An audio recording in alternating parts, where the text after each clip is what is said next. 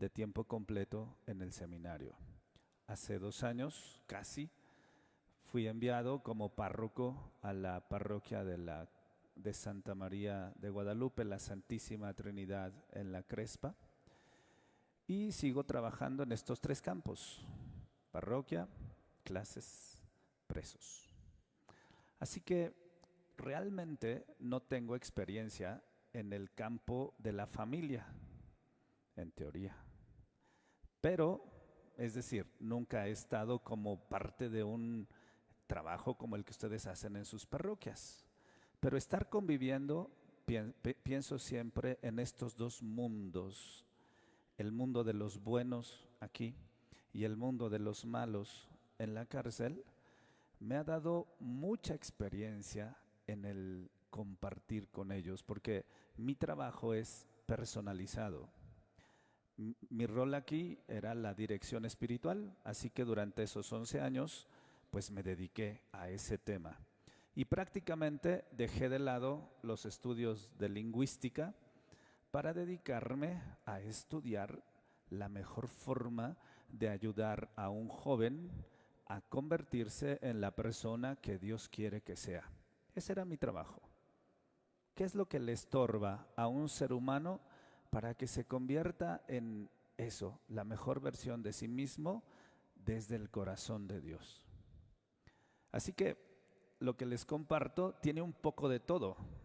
Es el resultado del estudio del idioma, es el resultado de la experiencia de trabajo con los seminaristas, es el resultado de muchos años de lectura. El padre Toño tiene 26 años de ordenado y yo este año con mi generación hemos cumplido 25. Así es de que, como dicen ahí, 25 años de experiencia nos respaldan. Pero estos son un poquito las premisas. Y esto que les voy a compartir en realidad es muy viejo. Empecé a estudiar este tema en 2016, 2015, 2016. ¿Por qué? Porque el Papa Francisco nos invitó a hacer el año jubilar de la misericordia. Y entonces, tratando de comprender qué había detrás de todo eso, pues bueno, entonces había que sumergirse un poco en estos contenidos. Así que es algo que he estado trabajando a lo largo de varios años y, como les digo, desde los lentes del idioma. Vamos a empezar entonces por sumergirnos en algunos textos que tienen, sobre todo del Nuevo Testamento, he elegido 3, que tienen como eje, como bisagra, una palabra muy importante: misericordia. Y he elegido 3 escenas distintas. La primera tiene que ver con un milagro. La segunda es una acción de Jesús. No es un milagro, es una decisión suya. Y la tercera es una parábola. Así es de que vamos a empezar por la primera. El primer texto es Marcos 1. El primer milagro que Jesús, o uno de los primeros milagros que Jesús hace en el Evangelio de San Marcos, la curación del leproso. Aquí hay que entender que la lepra, como ustedes saben por tantas veces que nos han escuchado, la lepra es una enfermedad que no es física. Lo voy a decir muy rápido. La lepra es la manifestación externa del pecado. Tienes tantos pecados que te salen por la piel. Ese era el concepto que había en la mente judía. Entonces, solo escojo algunas palabras, pero quiero que se fijen, el texto no está dividido así nomás porque sí. Se le acercó un leproso y arrodillándose le suplicaba: si quieres, puedes purificarme. Aquí tenemos que entender muchas cosas interesantes. ¿Cuál es la primera? La primera es que ningún humano se inclina ante un ser humano. un ser humano y sobre todo un oriental, solamente se inclina delante de Dios. Así es de que si este leproso se inclina delante de Jesús, es porque él ya entendió que este no es un ser humano, es Dios. Segundo,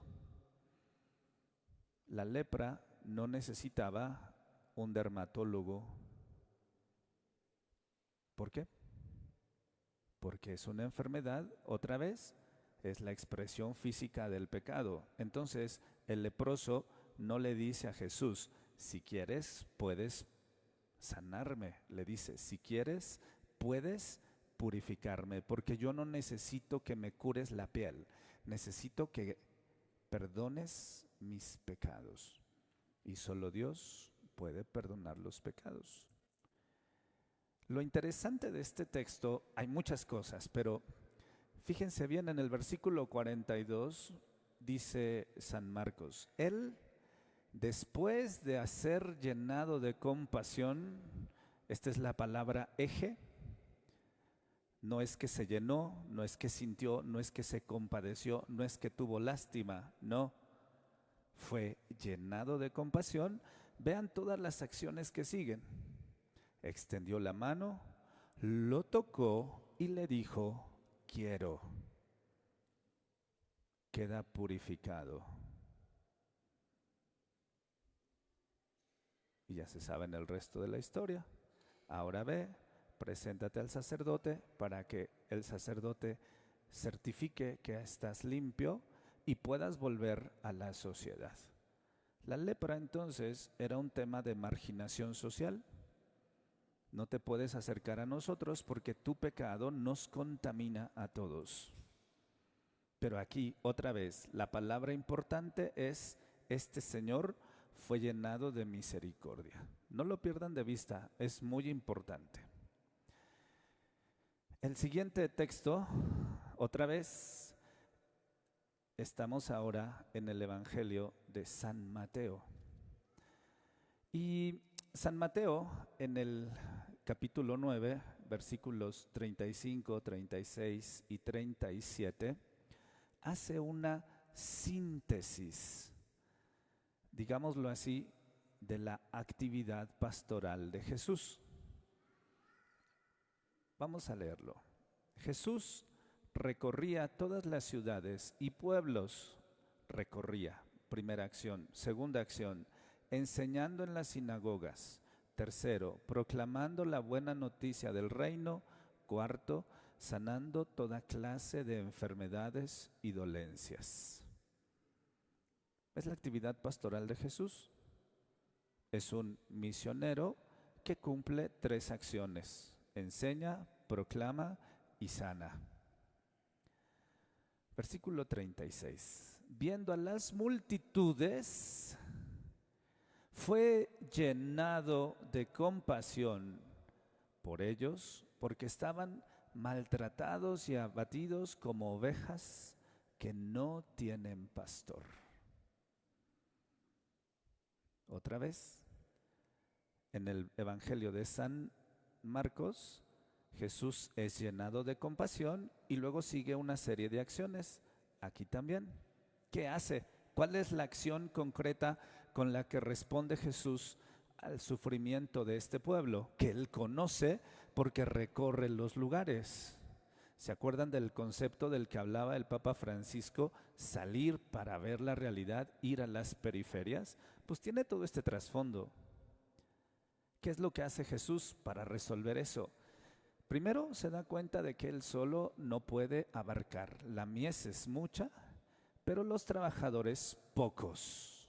Rueguen por tanto al dueño de la mies que envíe trabajadores a sus campos, y llamando a los 12, les dio poder sobre los espíritus inmundos para que pudieran expulsarlos y para sanar toda clase de dolencia. ¿Se fijan?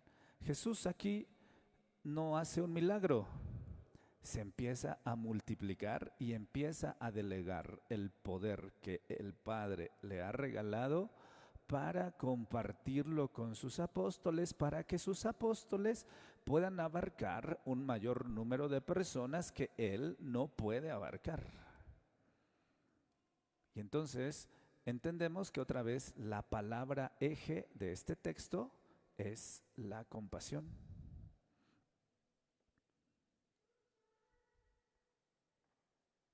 Y la compasión, tanto en el milagro como aquí, se desdobla en acciones concretas, específicas. Vamos ahora al tercer texto.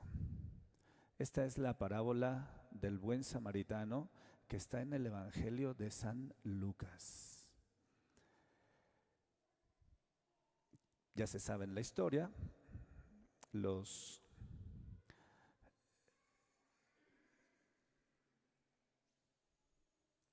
asaltantes atacaron a este señor. No la ponemos toda, solamente la escena del samaritano. Fíjense bien cómo en el Evangelio que acabamos de leer de San Mateo, en la elección de los 12, Jesús vio, dice, vio que estaban maltratados y fue llenado de compasión. Aquí otra vez, un samaritano que iba de camino, llegó a donde estaba, lo vio, fue llenado de compasión. Y ahí le puse numeritos. ¿Por qué? Porque una vez que alguien es llenado de compasión, multiplica las acciones de la misericordia, que nacen de la misericordia. Le echó aceite y vino en las heridas, se las vendó. Después, montándolo en su cabalgadura, lo condujo a una posada y lo cuidó. Al día siguiente, sacó 2 monedas, se las dio al dueño de la posada y le encargó, cuida de él, y lo que gastes te lo pagaré a mi regreso. 9 o 10 acciones que son como el desdoblamiento de ese sentimiento profundo que nace de las entrañas de un ser humano que se conmueve ante el sufrimiento de los demás. A mí me parece que si nosotros seguimos esta pista, estamos prácticamente leyendo todo el Evangelio. ¿Se fijaron? Marcos, Mateo, Lucas, y si seguimos buscando vamos a encontrar Juan y el Nuevo Testamento. O sea, esta palabra es un tema muy importante en el Nuevo Testamento. La verdad es que otra vez es parte de esta lectura atenta lo que me ha llevado a comprender un poquito lo que puede significar la misericordia. Y entonces nos vamos a fijar ahora un análisis muy rápido y muy pretencioso también del significado profundo de la palabra misericordia. Lo que tenemos que decir es que, pues bueno, vamos a estudiar un poco de griego. Es que en el Antiguo Testamento y en el contexto bíblico, la sede de las emociones no es el corazón, como nosotros decimos. Me rompiste el corazón. Hoy la ciencia dice que efectivamente se rompe. Muy bien. Y duele, ¿no? En el Antiguo Testamento y en el concepto bíblico, las emociones están en las entrañas.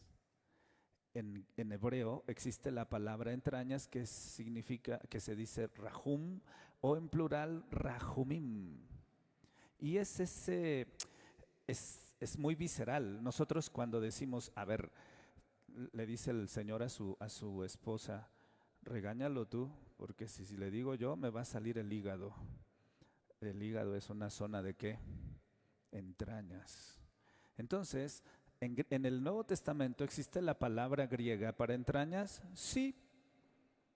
Splankna. Es una pronunciación muy difícil, pero eso existe. O sea, la traducción del Antiguo Testamento, rahum, rahumim, se traduce en griego como esto, splankna.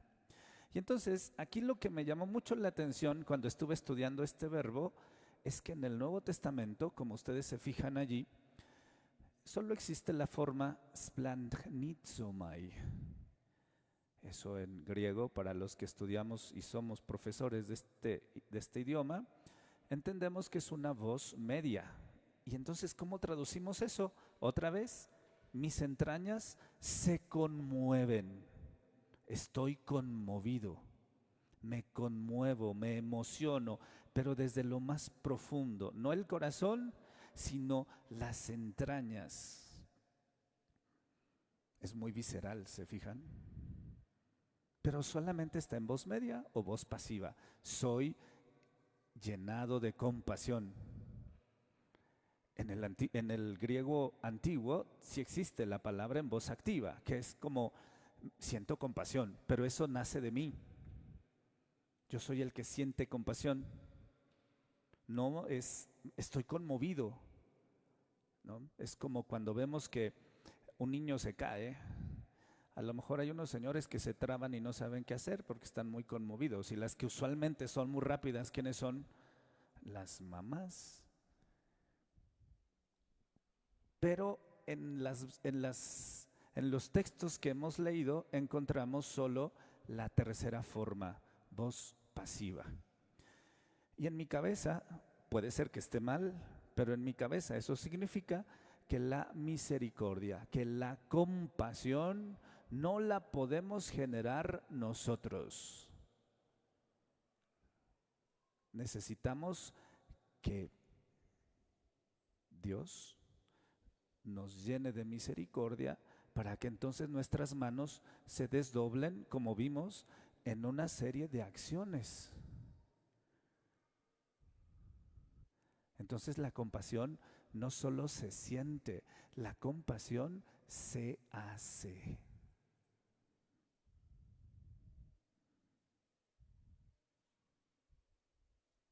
¿Se entiende la diferencia?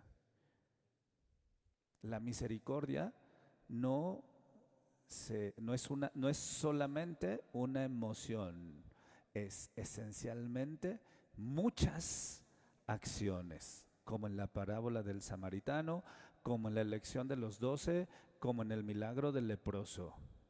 Fíjense que en el milagro del leproso, cuando Jesús toca a este señor, Jesús queda contagiado socialmente de lepra. Y si nos fijamos bien, ese texto termina diciendo que mucha gente seguía a Jesús y que ya no podía entrar a los pueblos, pero no era porque tuviera mucha gente, sino porque estaba socialmente marginado porque había tocado a un impuro antes de purificarlo. Entonces, la compasión también nos puede poner en riesgo. Entonces, ¿qué escogí? Un milagro, una acción de Jesús, una parábola, donde el eje, otra vez, el gozne, la bisagra, es la palabra misericordia. Y lo que este análisis nos ha enseñado, resumimos de nuevo, es que la compasión tiene que actuarse, no solo sentirse. La compasión es activa. Vamos ahora a trasladar esto que estamos diciendo a nuestra vida personal, porque conceptualmente está muy claro, pero ahora tenemos que aterrizarlo, porque nuestro tema no se llama vamos a estudiar la misericordia en el Nuevo Testamento. ¿Cómo se llama nuestro tema? La misericordia en la familia. Muy bien. ¿Y cuál es tu familia más cercana? ¿Quién eres tu prójimo más cercano? No, tú mismo.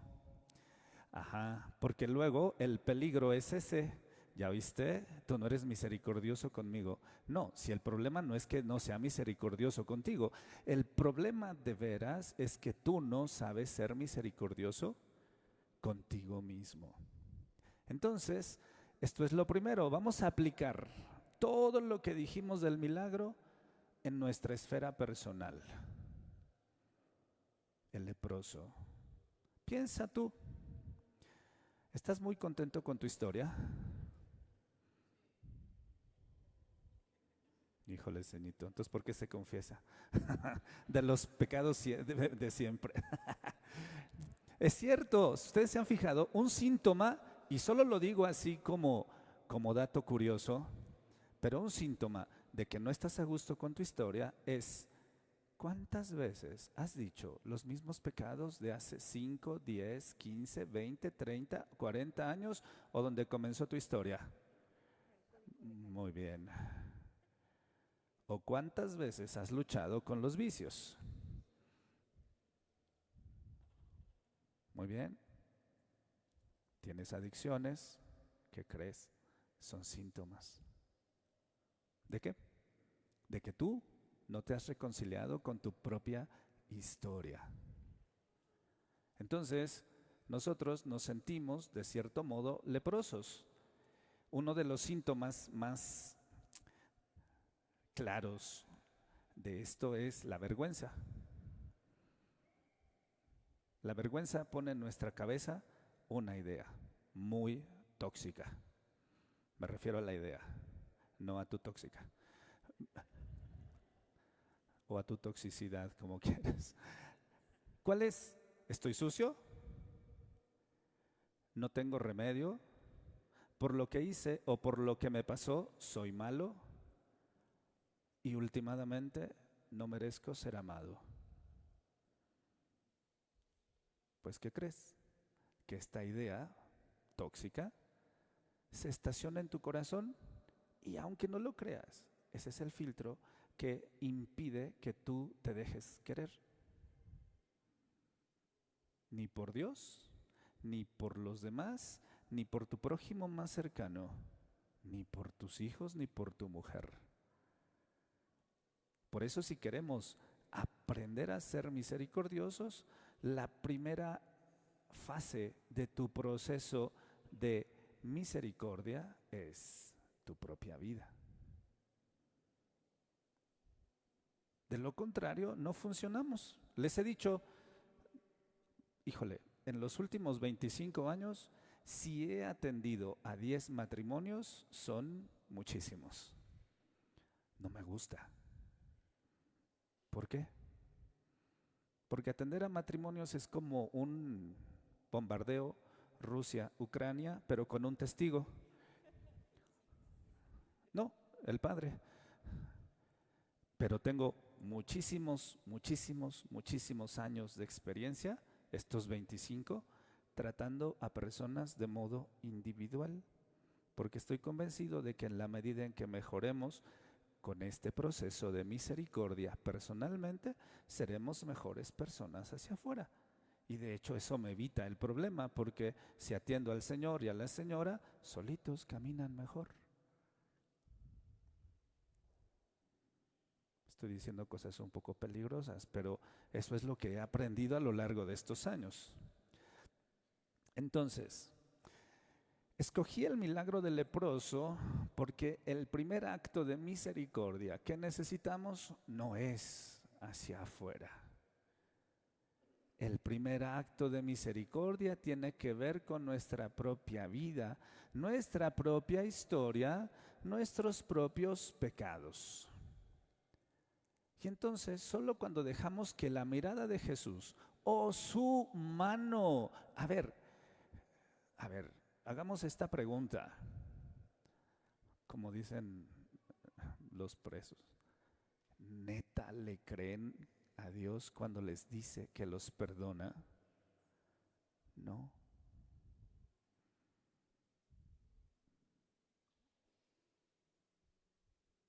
Me caían gordo mis feligreses italianos, porque cuando les decía, Dios Todopoderoso que reconcilió al mundo te conceda el perdón y la paz, puedes ir en paz, Dios ya te perdonó, me decían así, esperemos. Sí, y me pasé los últimos 5 años escuchando esa frase, esperemos.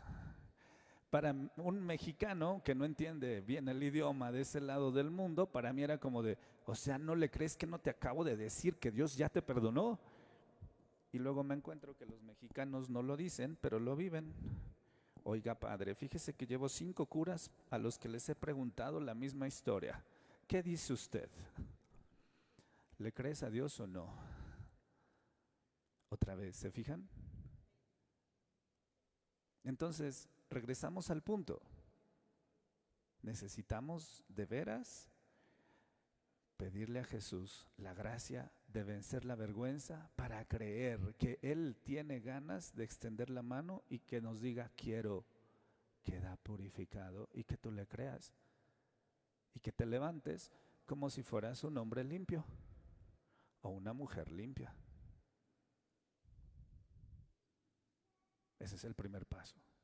¿Quieres aprender a ser misericordioso? Deja que Dios sea misericordioso contigo. O como dicen los italianos, deja que Dios te haga misericordia.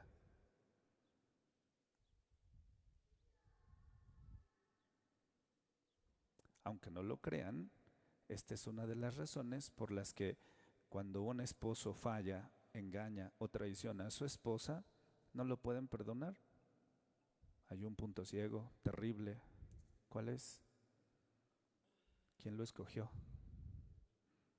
Entonces, ¿con quién estás enojado?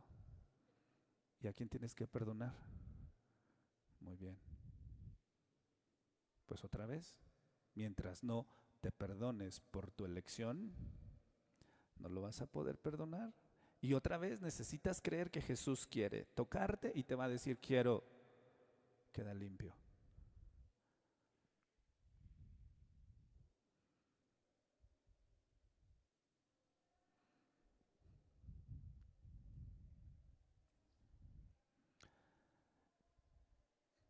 ¿Qué les pasó al leproso? Pues que una vez que certificaron que estaba limpio, fue reintegrado a la vida social.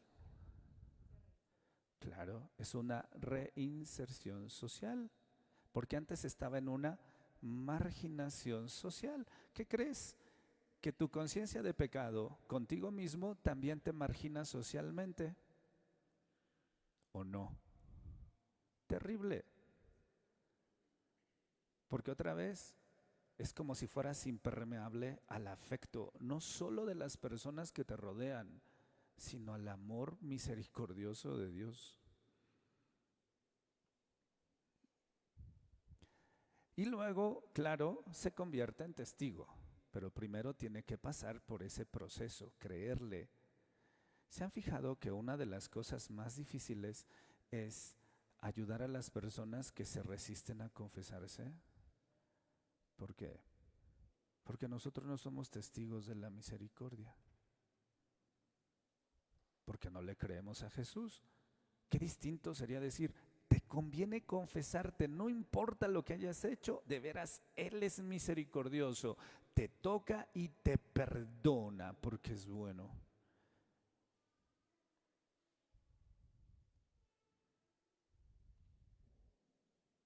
No es lo mismo que decir, pues mira, los padres del ranchito confiesan rápido y conviene porque no son tu párroco. Ese es otro síntoma de que no le crees a Jesús. ¿Por qué? Porque no vas y te confiesas de lo mismo con tu párroco. Vas a buscar siempre a otro sacerdote que no te conoce. Y eso es otro signo del desgarramiento interno porque no has vivido de cerca la experiencia de misericordia. Piensa eso. Sé que parece que los estoy leyendo por dentro. No, así somos todos. No los estoy volteando como un calcetín y los estoy poniendo en evidencia. No, el Padre se ríe porque todos escuchamos lo mismo todo el tiempo. Y vamos a terminar diciendo esta frase. En la medida en que seamos compasivos con nosotros mismos, seremos compasivos con los demás. No hay otro camino. En la medida en que empecemos y aprendamos a mirar con misericordia nuestra propia vida, entonces podremos comprender a los demás. Ahora vamos al siguiente paso, la misericordia en la vida de familia. ¿Te acuerdas que usamos una acción de Jesús cuando vio las necesidades reales de su pueblo? Muy bien, pues una vez que tú dejas que Dios te toque y te sane, entonces puedes tener como la mirada ya no concentrada hacia tu historia, hacia tus errores, sino ahora vas a empezar a mirar a esta manada que Dios te regaló, tu esposa, tus hijos, etcétera, porque ese es tu trabajo. Pero si tú estás mirando hacia adentro, lleno de remordimiento, no puedes mirar hacia afuera. Aunque lo intentes, por Dios, y funciona, sí. Pero no estás lo suficientemente sano y fuerte como para mantener una misericordia hacia afuera. Vamos a partir de dos ideas simples. A mí me gusta pensar que los padres, nuestros padres, son la extensión de las manos de Dios, es decir, la manera personalizada que Dios tiene de cuidarnos, alimentarnos, querernos, protegernos desde que somos bebés y aún desde antes de nacer.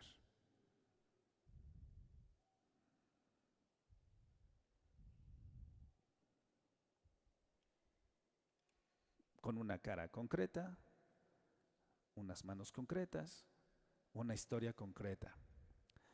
La otra idea importante es que desde el momento en que los papás deciden tener hijos, su vida deja de pertenecerles. Lo digo porque está muy de moda la idea de que es que no me he realizado profesionalmente, mamá o papá. Pues yo hubiera querido ser doctor en no sé qué, ahora que estamos con la doctoritis, ¿no? Pero no me da tiempo porque tengo que doblar turno para que mis hijos puedan ir a la escuela, etcétera. Hace mucho tiempo, en una experiencia de parroquia, encontré a un señor que me decía: le he perdido el sentido a levantarme a las 5 de la mañana para ir al trabajo. Perdemos de vista que la vida de los papás es como el fertilizante que los hijos necesitan para crecer. Así que, y otra vez, no solamente ustedes, también nosotros los curas. ¿Por qué? Porque somos responsables no de una familia, de una comunidad, no de un movimiento, no de una pastoral, de la iglesia y sus necesidades. Y entonces pasa exactamente lo mismo, pero tener y vivir esta conciencia no nace del corazón humano, porque nuestro corazón tiende al egoísmo. Es un don de Dios. Los padres están llamados a tener la sensibilidad del corazón de Jesús, que no soporta ver el sufrimiento de su pueblo. Y no solo Jesús, ¿saben? ¿Por qué eligió a los 12? Porque los vio lastimados y abandonados como ovejas que no tienen pues ¿saben qué creen? El Papa Francisco decía que nuestra sociedad tiene el complejo de huérfano, y yo firmo eso muchas veces. ¿Saben qué es lo que lleva a un muchacho a la cárcel? Les voy a decir el perfil. Hace unos meses, casi un año o más, no me acuerdo, y prefiero no acordarme, como decía Cervantes, en un lugar de la Mancha de cuyo nombre no quiero acordarme. Trabajé con una pandilla muy peligrosa, muy. La autoridad de ese centro penitenciario me dijo: tenga mucho cuidado, estos hombres son pandilleros y son muy peligrosos. Y no siempre tengo el tiempo de estar con ellos 2 o 3 días, pero estábamos viviendo un retiro y estuve un fin de semana, viernes, sábado y domingo. ¿Qué encontré? Perfil. Y es el perfil de un pandillero, para que ustedes revisen si no están criando en su casa un pandillero. Niños abandonados, no necesariamente por la muerte de sus padres, pero sí abandonados, sin padre porque se fue, sin mamá porque se fue o se prostituía o lo que sea para poder medio mantenerlos. Crecieron en un hogar sustitutivo, por ejemplo, abuelos, tíos o no, solos, víctimas de todo tipo de abuso físico, psicológico, verbal y en muchos de los casos sexual. Terrible. Consecuencias. A los 8 o 9, ¿quién era su familia? La calle. Los amigos del barrio bajo. ¿Y qué hay en los barrios bajos? Droga, violencia, armas, campos de entrenamiento para poder entrar en una asociación, para poder subir en una asociación, para poder crecer en una asociación. Ese es el perfil. Pues, ¿qué crees? Que muchos niños y tal vez algunos de tus hijos podrían tener ese perfil, porque no hace falta que te mueras o que lo abandones. Tal vez no te siente presente. Tal vez. Y entonces vive un abandono real. ¿Y por qué lo has abandonado? Porque tú no te has perdonado, no has vivido tu experiencia de misericordia. Es inútil, es una cadena que se va contagiando de un lado a otro. Y esto que decimos de Jesús, entonces, lo encontramos también en el libro del Éxodo, en la vocación de Moisés. Ese texto es terrible, porque Dios le dice a Moisés en la zarza: he visto el sufrimiento de mi pueblo, he escuchado sus lamentos y he decidido bajar a salvarlo. Ahora ve y dile al faraón que lo libere. Ustedes porque no lo han leído bien, pero ese texto da miedo. No es Dios. Nosotros creemos eso. Señor, ven y ayúdame con mi familia. No, ¿qué crees? Tus hijos están en sufrimiento. He oído sus oraciones y he decidido bajar a salvarlo y a cuidarlo. Ahora ve y cuídalos.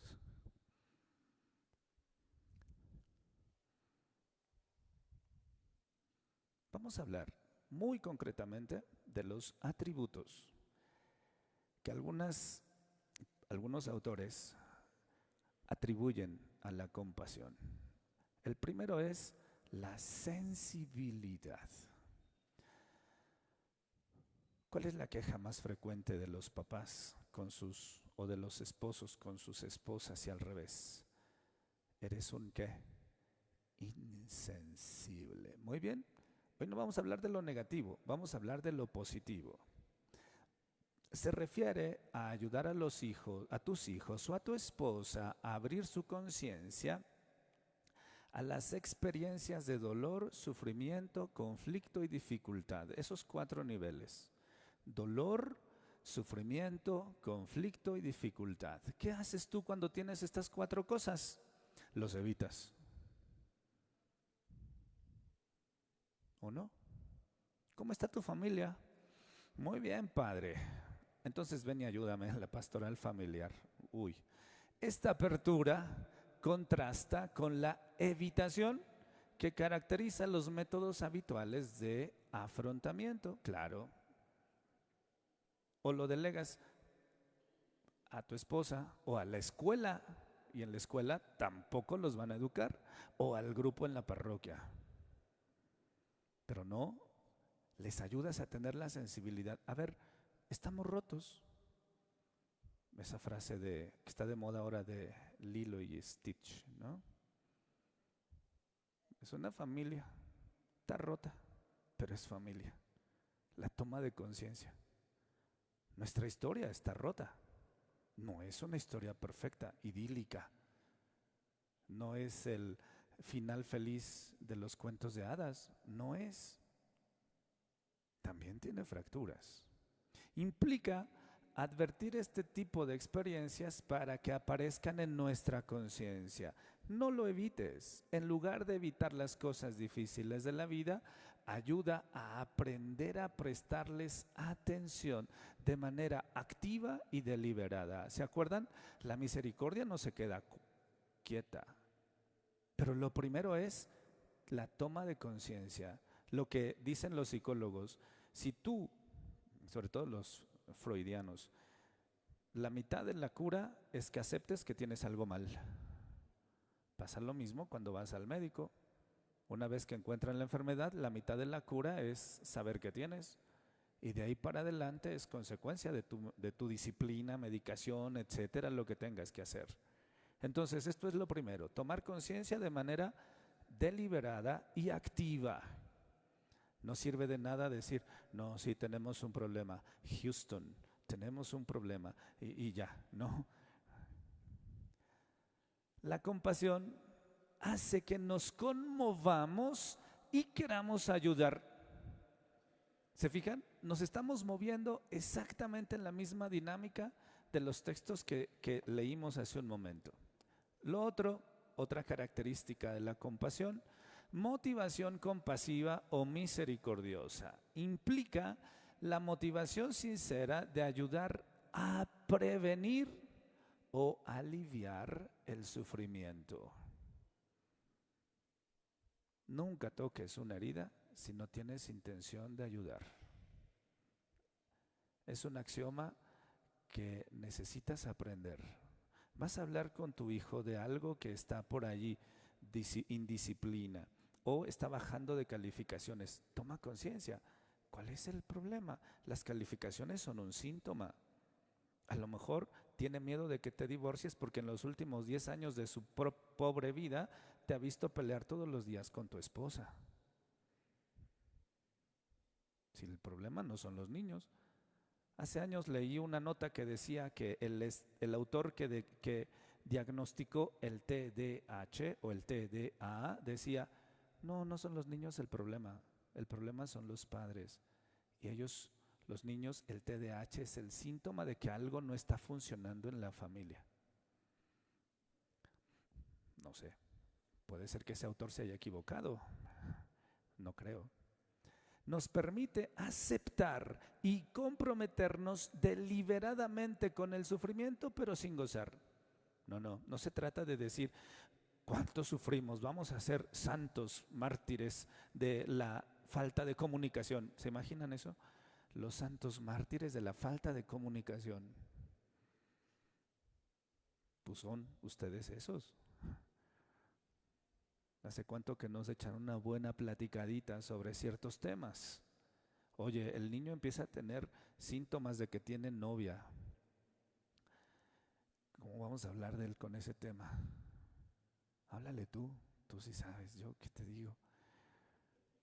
Implica desarrollar la motivación y el valor suficiente para abordar el sufrimiento con una intención concreta. 1. Comprender el sufrimiento y sus causas y condiciones para realizar acciones útiles que contribuyan a aliviarlo o a prevenirlo. Otra vez, no te puedes quedar así con los brazos cruzados. Si ya sabes que hay situaciones allí que están no resueltas y se fijan, regresamos siempre al mismo esquema. Los padres que ejercen la misericordia ayudan a sus hijos a despertar la capacidad natural para afrontar los peligros y las dificultades de la vida, porque no van a estar siempre. Hace 15 días murió mi papá y el lunes que lo fuimos a sepultar, hace 8 días que fuimos a misa, íbamos pasando junto a un puesto de dulces y dice una señora, pobrecitos huerfanitos. A veces así estamos todos, y no porque no tengamos, sino porque no nos han enseñado cómo desarrollar las herramientas. Muy bien, ya no es para ti, ahora es ¿hacia dónde? Hacia afuera, con tu familia.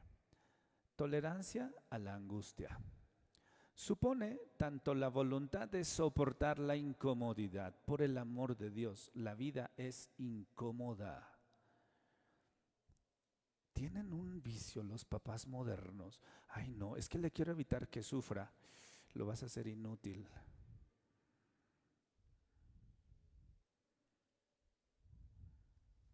La vida es incómoda, siempre, porque siempre nos va a exigir salir de nuestra zona de confort, siempre. Así que salir, ya moverse es incómodo. Para ayudarnos, y el cultivo de la capacidad de tranquilizarse a uno mismo. Pues sí, porque no siempre vas a tener a mamá que esté ahí diciéndote, no, ánimo, tú puedes. Ajá, y cuando no estén, ¿qué vas a hacer? Y cuando tenga que ser independiente y ganarse la vida y tener una familia, ¿también vas a estar allí para estorbarle en su proceso?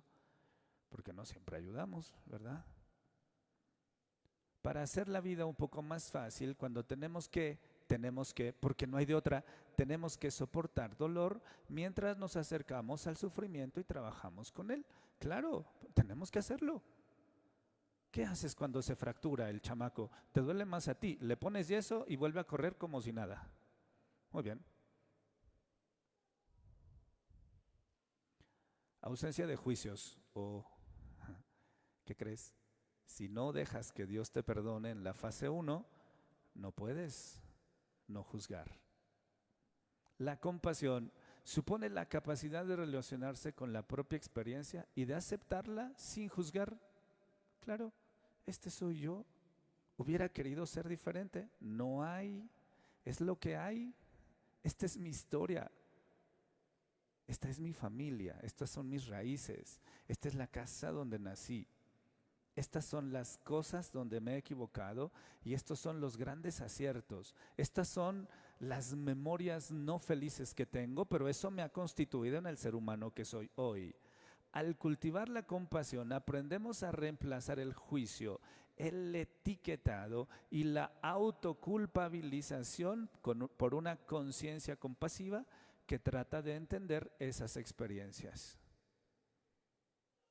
No, es que cuando yo era de tu edad ya tenías, ajá, ¿y por qué no lo ayudaste a ser como tú? Si es que de veras quieres que sea diferente.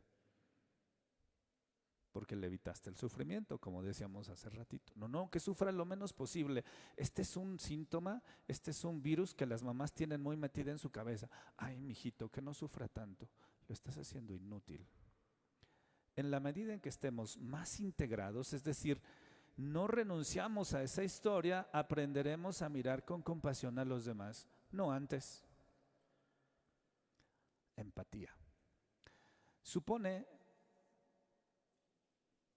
el esfuerzo en entender el sufrimiento tal como existe desde la perspectiva del que sufre. Muy bien. Entonces no es solamente tomas conciencia, ahora te metes a la mente del otro y le preguntas, ¿cómo lo estás viviendo? ¿Qué emociones tienes en tu corazón? ¿Cómo te está afectando esta experiencia?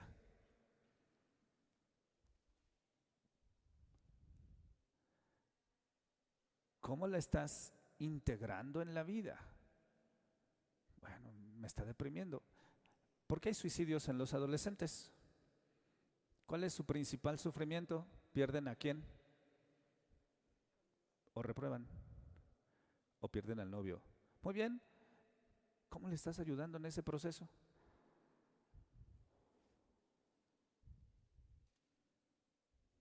Prevenir, ¿se acuerdan? Prevenir las consecuencias. Lo que se desea es ayudar a los hijos a observar profundamente la gama de emociones que emergen dentro de sí mismos y de los demás, pero no les dices, no hijo, tú vas a misa cada 8 días, tú te confiesas, tú no puedes sentir eso. A ver, ¿sí te pasa, hijo? Ya la vi, se puso roja.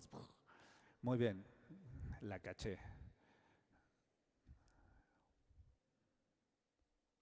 ¿Qué estás sintiendo realmente? Realmente. Esto es lo que llamaríamos una necesidad de escucha activa de parte de los padres. Y otra vez, sin juicios. No, es que, a ver, el Señor se enoja, ¿no? ¿Por qué chilla? Pues que aprenda a ser hombre. Está triste, está deprimido, lo asaltaron, le dio miedo, lo levantaron. Ahora vivimos con esa sospecha todo el tiempo, ¿no? Muy bien. ¿Y tú qué haces? Lo evitas. ¿Por qué tiene sentido que me sienta así? Tienes que aprender que a lo mejor es más sensible que tú. O a lo mejor tú y yo somos de una generación donde nos decían, no chille, solo chillan las viejas. Y hoy al revés, les decimos, chilla todo lo que quieras. Y chillan porque se machucaron el dedo. Como ya no hay juicios, la compasión trata de entender, me gusta esta imagen, el paisaje emocional. Es meterse y ver eso, el paisaje emocional que se atraviesa en la familia y en la vida. Paisaje emocional es algo natural. A modo de síntesis, porque ya se me están durmiendo y el tiempo se me ha acabado.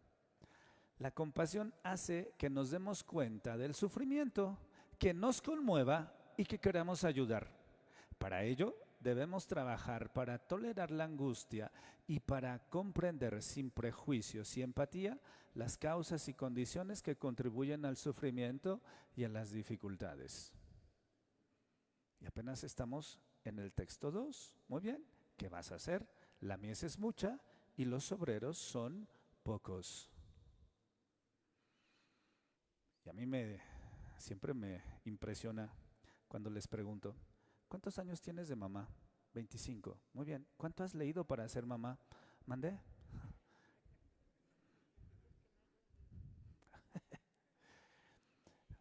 Bien.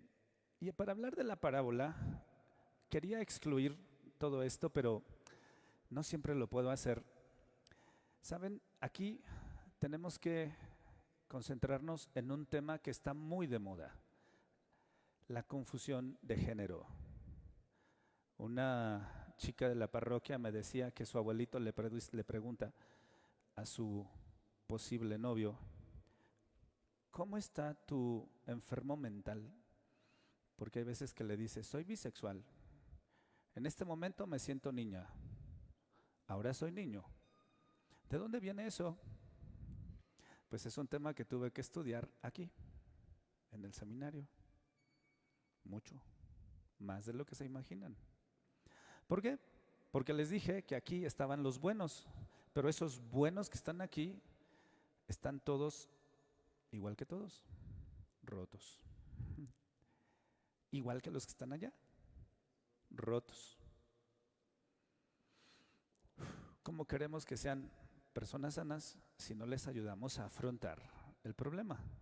Entonces, esto que les estoy escribiendo es una manera muy sintética de decir lo que hacía con estos muchachos. Prácticamente me entiendo como un restaurador o como alguien que con un plumero le va quitando todo lo que le estorba a la persona para que pueda de veras encontrarse con el amor misericordioso de Dios. Y es un trabajo muy cansado, largo y difícil. ¿Y por qué lo tengo que hacer yo? Pues porque los padres no lo están haciendo. Simple. Ahora vamos a hablar del perfil del buen padre, porque sí, sobre todo papá. Hay una frase que estaba leyendo ayer de un autor que les voy a poner al ratito, que decía, las mujeres hacen niñas y es muy fácil, porque el primer vínculo que tenemos es mamá. Entonces, una niña se quiere parecer a su mamá o se siente muy cercana a su mamá. El niño no, también tiene el mismo vínculo, su mamá es su todo, etcétera, pero luego tiene que dejar ese modelo y parecerse ¿a quién? A su papá. Y tiene que asumir su masculinidad.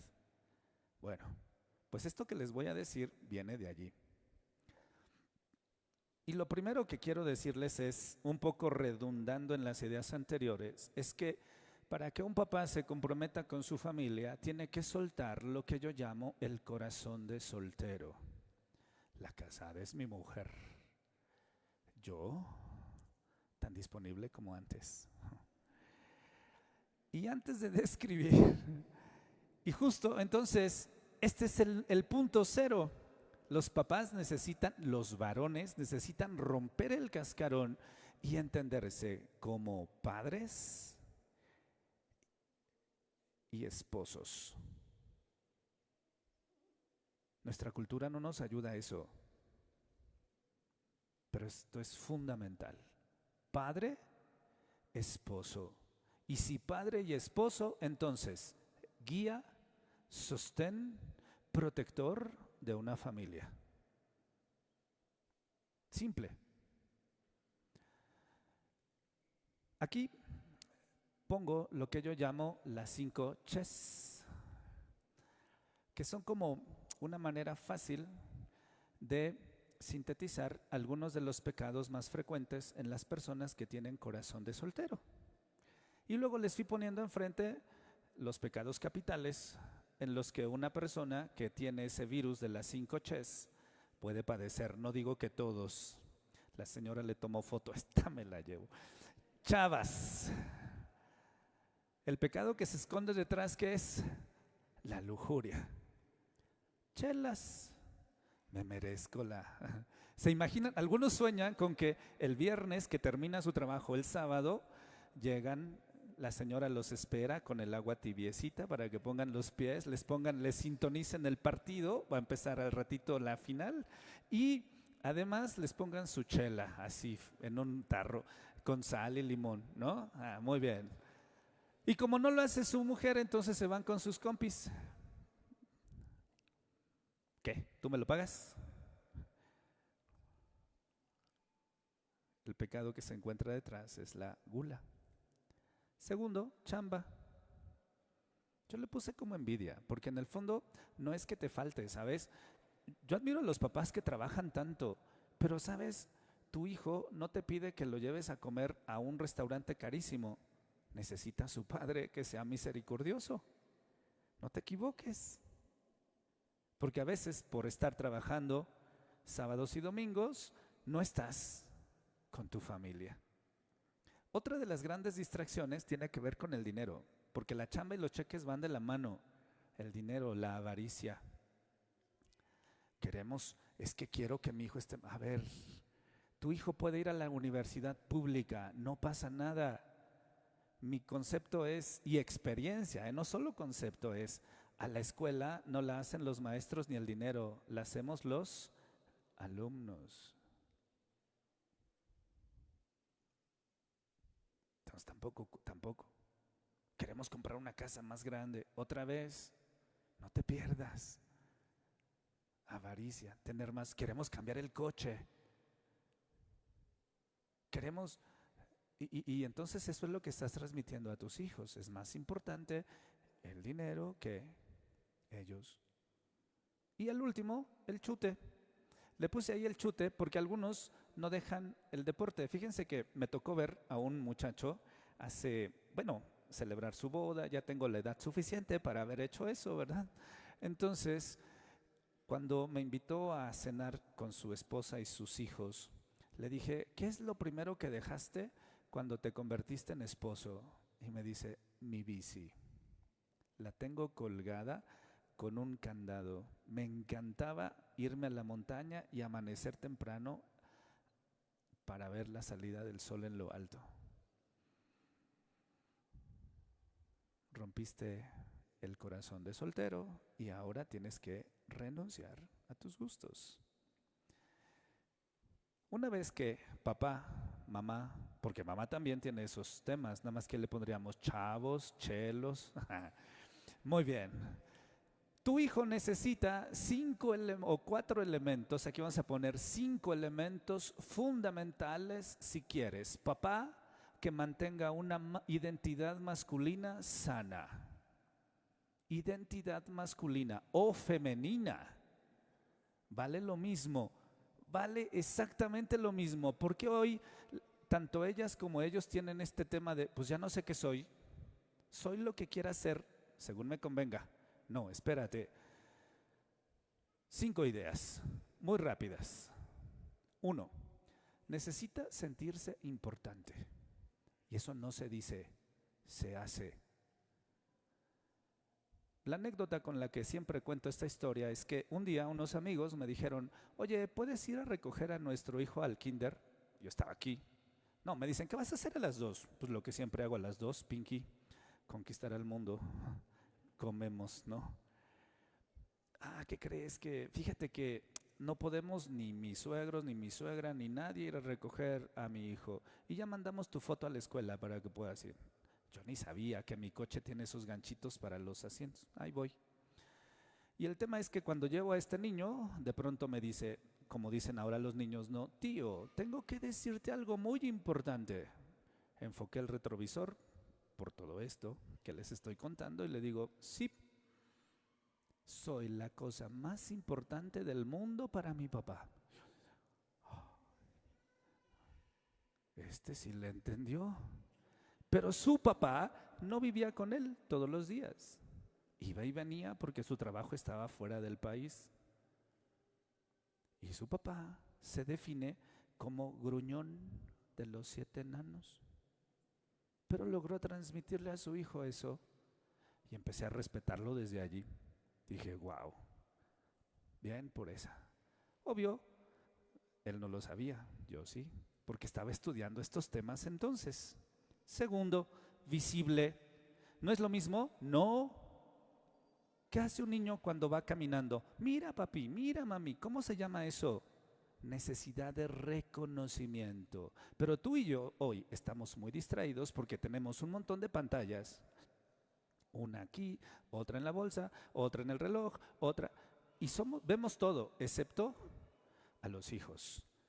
Una de las causas por las que un hijo puede no identificarse como masculino es que no se siente visto por su padre.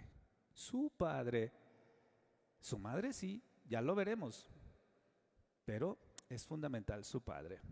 Juego. ¿Saben? El 95% de los alumnos que entrevisté aquí con estas herramientas no tenían memorias de haber jugado con su padre. 95%.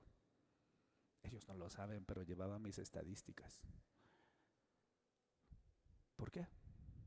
Pues porque papá anda muy distraído con las chelas, las chavas, las chambas, los cheques o el chute.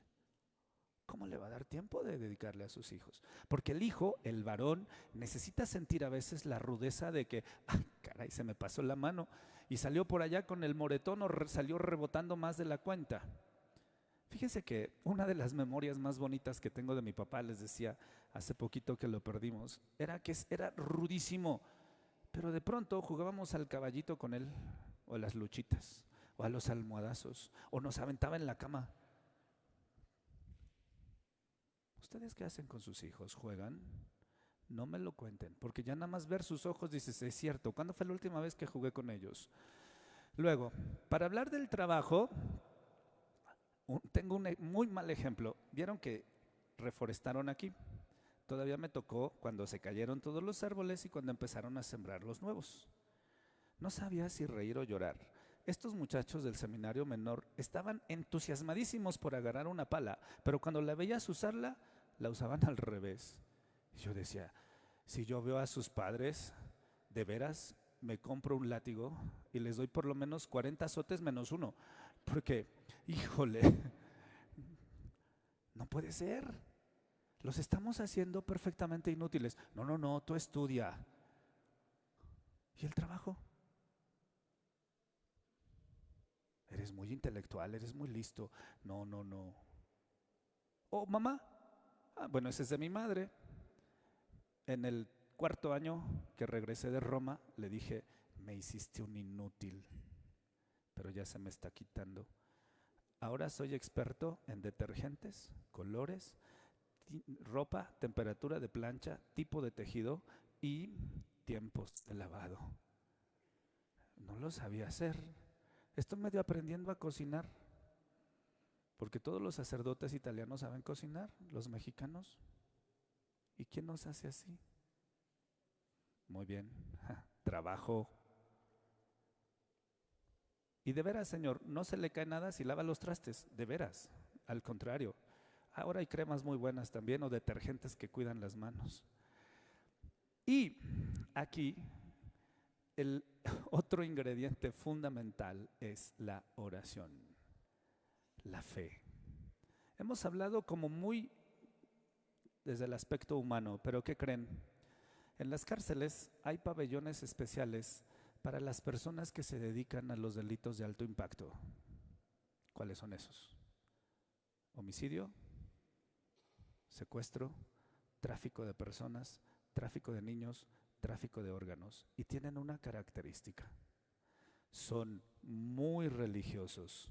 No les puedes tocar a la santa, ni tampoco a San Judas, o al santo que le vayan, o la imagen esa que tienen ahí del justo juez.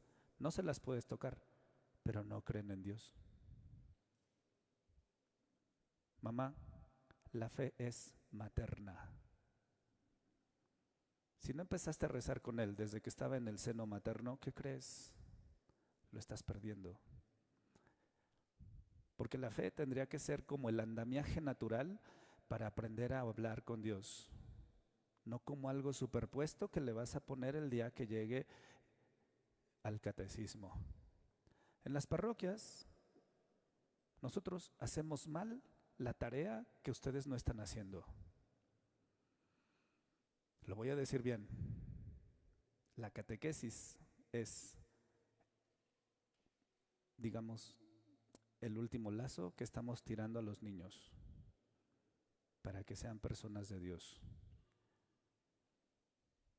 Pero si no los cuidas tú en tu casa, no te estamos ayudando mucho. Y luego además, en tu cabecita existe un tema. ¿Cuál es? ¿Cuánto tiempo, padre? ¿Todo eso? Pero si te estamos ayudando a hacer mal tu tarea. Es tu trabajo, no el de la parroquia. Y todavía te enojas porque les pedimos 2, 3, 4 años. Eso es tu trabajo, mamá. La fe es materna. Muy bien, y no me quise ir sin antes presentar, así como punta del iceberg, algunos de los autores o de los libros que me han parecido más útiles para el trabajo con sus hijos. Aunque no lo crean, mi biblioteca abarca esto. Biblioteca. Por eso me da mucha tristeza y coraje cuando un papá me dice, es que no he leído. No, claro, no lees, pero ni las de vaqueros, hijo. Si no lees el Evangelio de los domingos, que dura 2 minutos el que lo leas, imagínate si vas a dedicarte a entender a tus cachorros o a tu mujer. ¿Cómo le vas a hacer? No existe todavía la tecnología que haga que lo que tiene el padre en su cabeza se descargue por AirDrop, ¿no? O por un USB en la cabeza de los esposos. No, cada uno tiene que hacer su propio trabajo. Así es de que les voy a presentar algunos autores importantes. Hablando de los niños y de la puericultura, esta escritora es una enfermera británica que le llamaban la susurradora de niños, así como está el susurrador de caballos que los amansaba porque les hablaba, así también ella. Se llama Tracy Hogg. Este es un ejemplo. Tiene un montón de libros sobre el tema de puericultura. Y ya saben, esto es como una madeja. Jalas uno y se vienen 200. El tema es, ¿tú qué has leído? Siguiente, porque no nos podemos detener más. Manual de instrucciones. Papá, tu hija se quiere parecer, cuando se case tu hija, ¿qué crees? Se va a encontrar un tipo que es igualito a ti. ¿No te da pena? A mí me gustaría que fuera un orgullo. Pero tú necesitas entenderla. Porque, ¿qué crees? Tu hija, mira dónde estás. ¿A quién quieres complacer? Exacto. Siempre. Siempre. Entonces, papá, necesitas aprender qué necesitas cambiar tú para ser el papá que ella necesita. Este escritor, Kevin Lehman, es uno de los que mejor lo hacen. Tiene una serie de libros, esta es otra vez la punta del iceberg, pero realmente todo lo que ha escrito sobre este tipo de cosas es muy bueno, muy recomendable porque es muy digerible. El mismo autor, ¿qué diferencia hace una madre? Porque así como, vea usted, como la nena quiere satisfacer a su papá, el niño siempre va a querer complacer ¿a quién? A su mamá. Muy bien, no lo rompa. ¿Cómo sabe que no lo está rompiendo? Muy bien. Ese libro es una página que permite exactamente ese tipo de aprendizaje. Y luego, ¿qué crees? Existe ese libro, El cerebro del adolescente, que es como una manual de instrucciones. Lo que está pasando desde el punto de vista neurológico en la cabeza de tu crío a partir de los 12 años, que empieza la pubertad. Y tú necesitas entenderlo porque si no, no lo vas a entender a él. Y esta escritora es una mamá neurocientífica. Buen libro. Poco duro a veces, pero trata de hacerlo muy sensatamente para este trabajo. Y hablando del tema difícil, de la confusión de sexo, este escritor es uno de los mejores, si no es que el mejor en esta línea. Se llama Joseph Nicolosi y este libro que se llama ¿Cómo prevenir la homosexualidad en los niños, los hijos y la confusión de género? ¿Qué es lo que papá y mamá necesitan aprender para ayudarles a adquirir una masculinidad positiva? ¿Tenían problemas con eso? Bueno, les comparto 2 o 3 ideas a propósito de. Y hasta aquí mi ponencia. Muchas gracias.